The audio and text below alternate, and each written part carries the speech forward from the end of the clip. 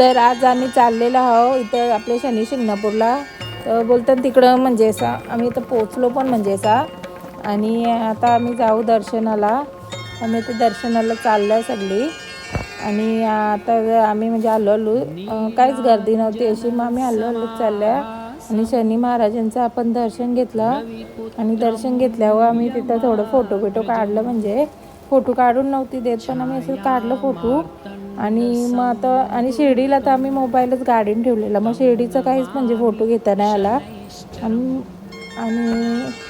आता इथं फोटो असं काढलं. आणि तिथलं वातावरण तुम्ही बघाल तर एकदम मस्त असं वातावरण होतं आणि स्वच्छता पण.